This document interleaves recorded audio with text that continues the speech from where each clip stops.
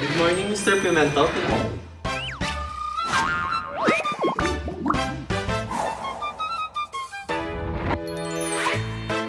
Ay,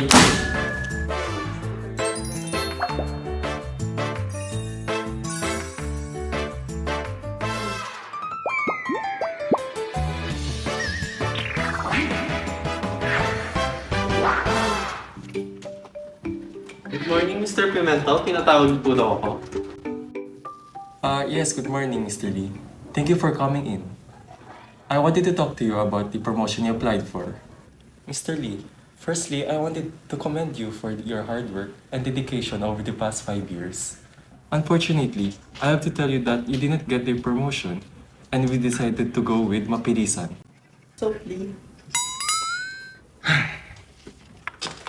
I'm sorry, Mr. Lee. He is also qualified and alam mo naman, pargada ko yung tatay ni Allen. I understand. Thank you for considering me.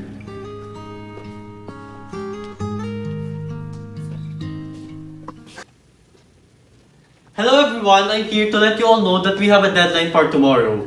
It was discussed on the last meeting.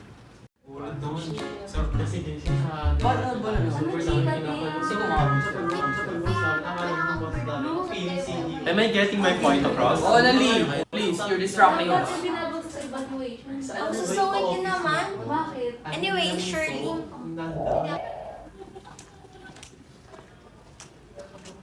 Excuse me, sir. What is it you want to say? I think you need to find a new secretary. Huh? Why? Because I...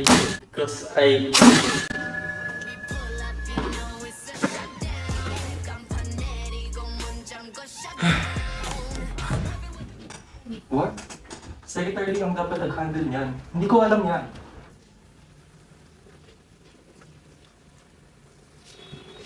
Guys, yung iba, bakit wala pang sinasubmit? Alam, ngayon ka ba? Bakit di sinasabi ni Ling ngayon? Nasaan ba si Lee? Nag-quit na siya. Nag-quit na si Lee.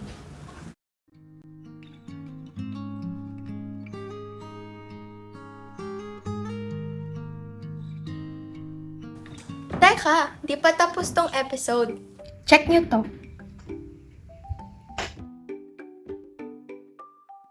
Hello! Having a hard time when it comes to conflicts? Chapter 10, Managing Conflict and Negotiating, is here to help you. The objectives for this presentation is for our audience to be able to understand the topics, such as the nature of conflict, the process of conflict escalation, and how conflict can be de-escalated. You should also be able to give interpersonal conflict management strategies. Determine which is the best and worst conflict resolution behavior. How to make constructive conflict. Know the difference between distributive and integrative negotiation. And be able to identify the 3 types of alternative dispute resolution. Now, let's discuss the nature of conflict. Let's first discuss what conflict means. Conflict occurs when at least 2 parties or more disagree and feel that their needs, wants, or concerns are in threat. The dysfunctional conflict is centered on the 2 parties' emotions and disagreements. And lastly, constructive conflict or functional is a positive conflict and adaptive to maximize gains and the accomplishment of shared objectives. It strikes a balance between the interests of the 2 parties. It has characteristics of creativity, adaptation, and results in the discovery of new options and concepts. Ms. Lozano will now discuss the sources of conflicts in organizations. In organizations, conflicts can arise from various sources, including differing task goals. It's disagreements over what is to be accomplished. Next is differing process goals, disagreements over how to accomplish tasks or goals.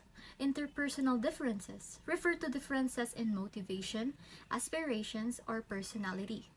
Resources constraint entails incompatible needs or competition over perceived or actual resource constraints. Then change. The uncertainty of change often creates conflict and changes the relative importance of different organizational groups. and differing values, the perceived or actual incompatibilities in beliefs about what is good or bad, right or wrong, or fair or unfair. Poor communication. It is when people lack necessary information, are misinformed, interpret information differently, or disagree about which data is relevant. Then, task interdependence. It is when one person or unit is dependent on another for resources or information. The potential for conflict increases. Lastly, organizational structure can result in conflict, either horizontally or vertically, due to the structural or process features of the organization. So to continue, there are additional vocabulary related to sources of conflict. First, we have relationship conflict, the conflict due to incompatibility or differences between individuals or groups. And the next is conflicts of interest, the conflict due to incompatible needs or competition over perceived or actual resource constraints. Then values conflict, the conflict arising from perceived or actual incompatibilities in belief systems. And finally, information conflict. It is the conflict that occurs when people lack necessary information, are misinformed, interpret information differently, or disagree about which information is relevant. For fifth nature of conflict, organizational structure and conflict. This conflict is divided into two parts, structural conflict and the vertical conflict. In structural conflict, it results from structural or the process features of the organization. This can include how teams are structured, lack of clarity over expectations, reward and consequences, and the impact of the organization's hierarchy. If employees are feeling left out because the structure of the team is inherently exclusive, workplace culture allows for subtle discrimination, or employees don't feel they have the tools and the clarity they need to get the job done. Conflict may ensure. Knowing this can have an impact on how to solve conflicts at work. And the second one, the vertical conflict, it occurs across different hierarchical levels of the organization. It is the most common type business tend to run into. It happens when issues arise between two partner types operating in different channels. Because of multiple channels are involved, it can be a challenge to maintain a fair and competitive environment, especially when incentives are at play. Vertical conflict could be a disagreement between two provider and the seller, a customer acquisition conflict between a primary business and an affiliate, and other parallels. The sixth one is conflict of escalation. It begins one party begins using aggressive tactics against the other. It may refer conflicts between individuals or groups in interpersonal relationships, or may refer to escalation of hostilities in political or military contexts.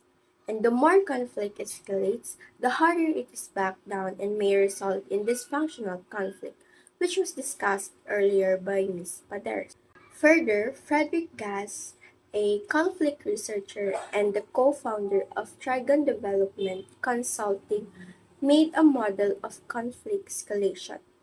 The model in general has three main phases, and each phase has three stages, or has stages that equals to 9 stages. Phase 1, the first 3 stages, the conflict is about the issue. Under this phase is hardening. Main conflict is objective issues.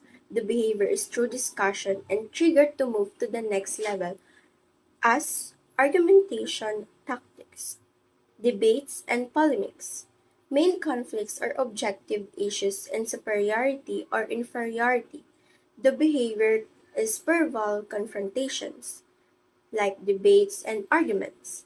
Triggered to move to the next level is action without consultation. The third one, action over words. In this stage, talking is useless. It is more on nonverbal communication. Aside from objective issues as main conflict, self-image and proving one's mastery is also part of it.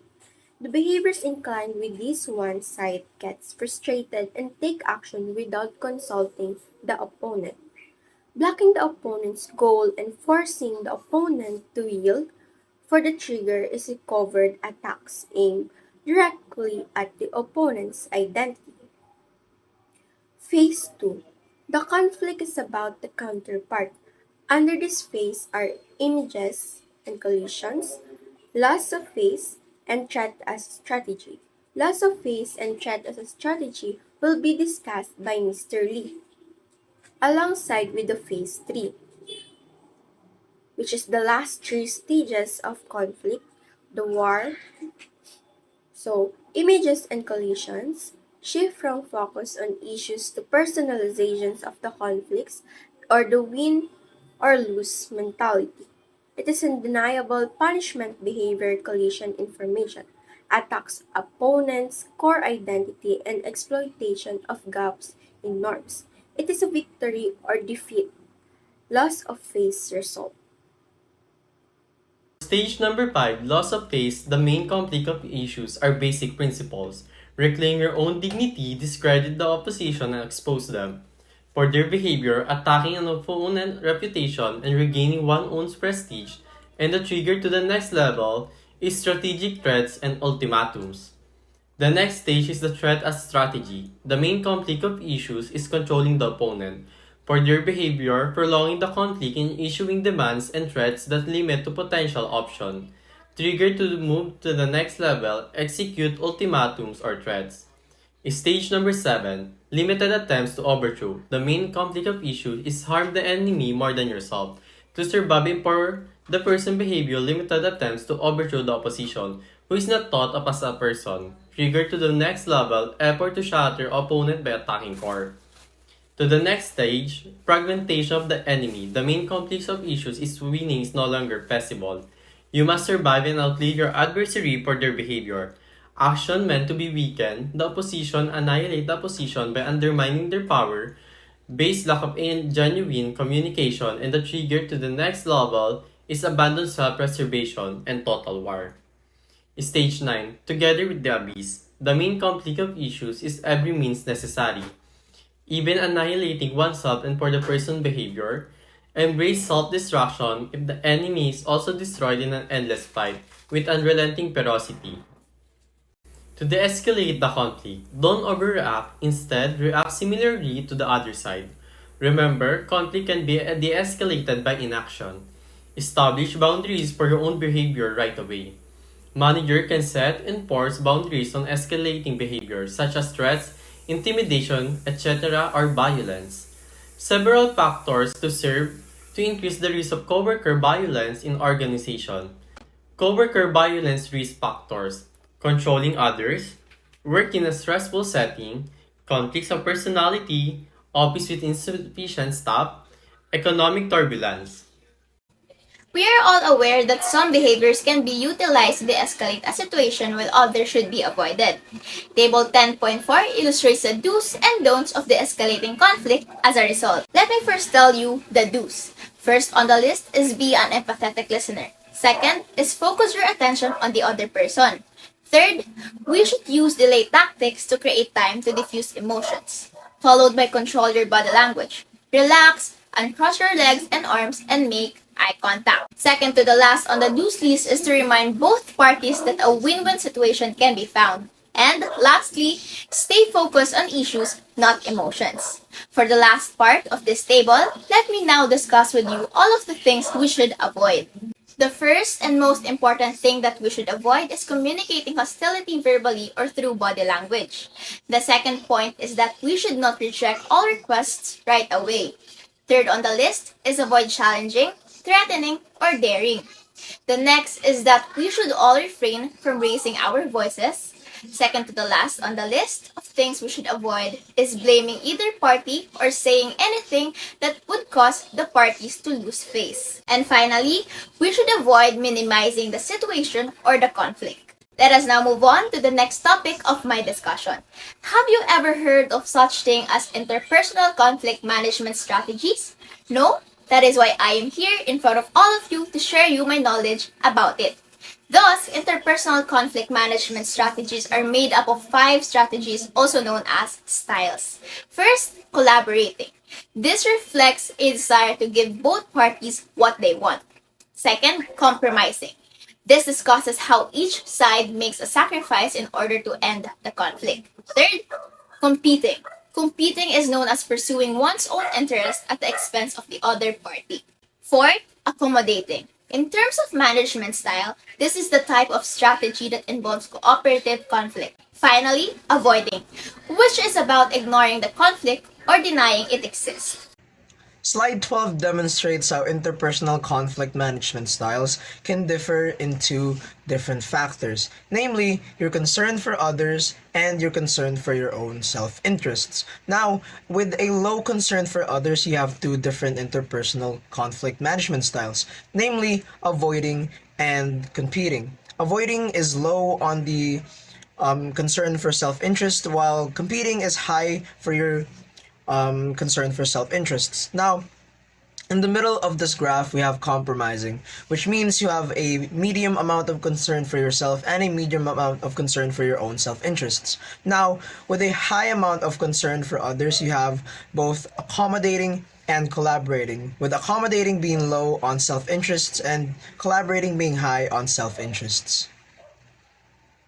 We now move on to the conflict process, which defines conflicts as things that can proceed differently depending on 3 different factors, namely disagreement, emotions, and escalation. You can see from the graph present in slide 12 that conflicts can play out differently depending on how people react to conflicts. For example, if a disagreement or perceived conflict happens, is emotion felt or not felt?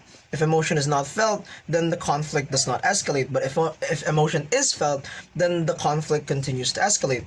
We now move on to different strategies. For example, if the conflict is resolved in a destructive way, the conflict only continues to escalate. But if a constructive method is used to handle or address the conflict, then we see a de-escalation of conflict. For the next 2 slides, we'll speak about how conflict resolution strategies used by managers may have a big influence on their careers. There are both efficient and efficient methods. Now, here are the best conflict resolution behaviors for managers and their workers. Perspective taking. It is solely on try to understand the other person's perspective by placing yourself in their point of view. Focuses on interests rather than positions. Interests might include enhancing client service or improving work clarity. Expectations, by concentrating on the result, the conflict's underlying issues are more likely to be resolved. Asking the parties involved in a conflict to identify 3 or 4 specific actions they would like the other party to take. An example of this would be, I would like you to send me the report by noon on Wednesday so that I can meet my deadline of 10 a.m. Friday. Creating solutions together with the other individual or group.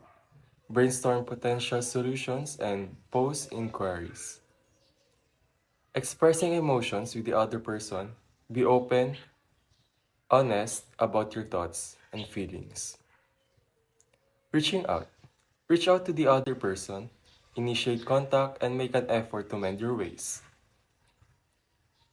Documenting.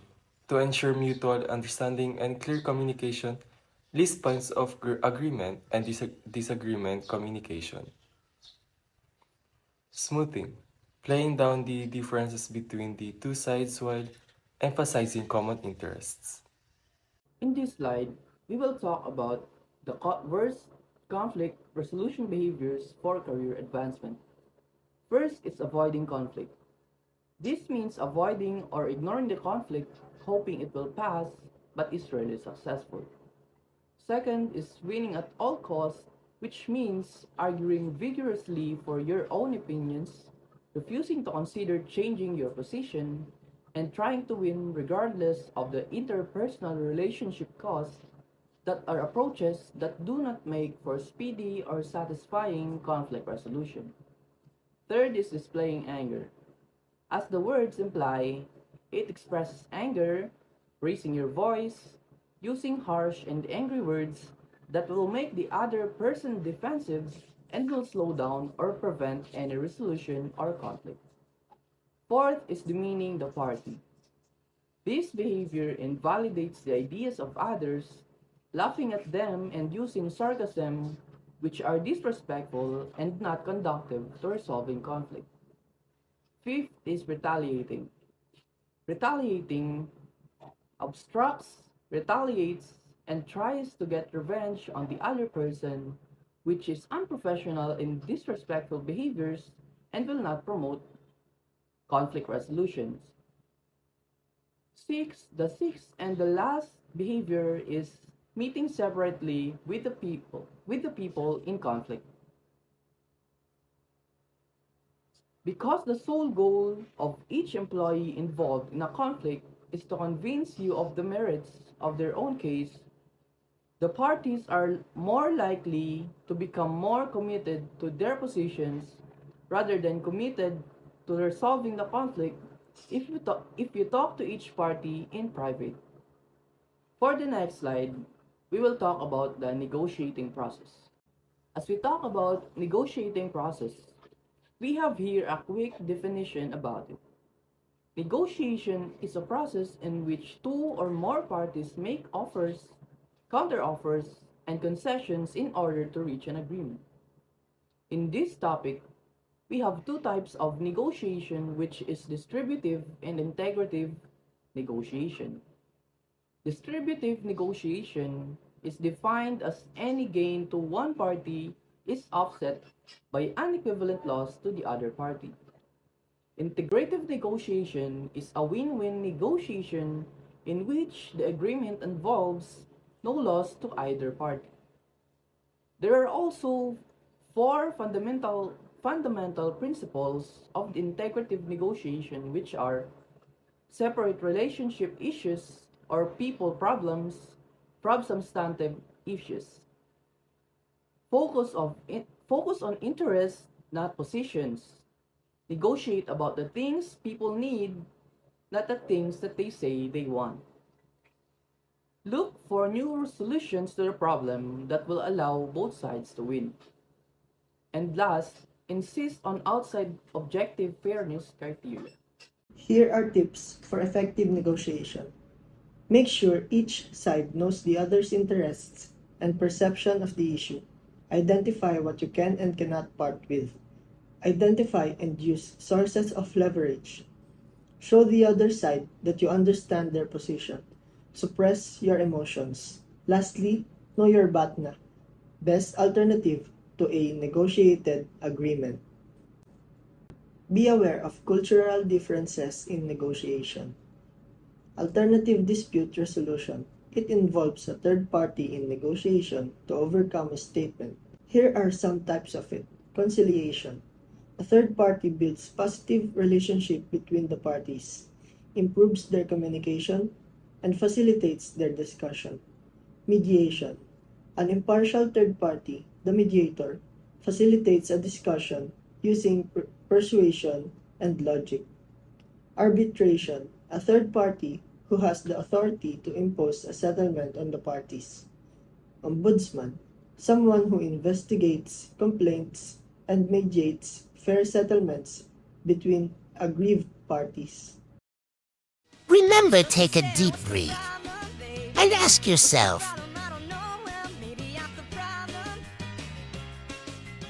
I get it na bakit nag-quit sila. I need to apologize kay Lee. Inabuso natin kabaitan ni Lee, tayo pala ang mali. Buti naman gets niyo na. Lee, come back. It's not you, it's us.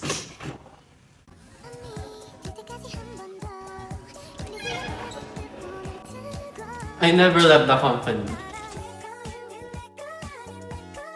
Sheesh! Sorry. Yung pamay-pay eh.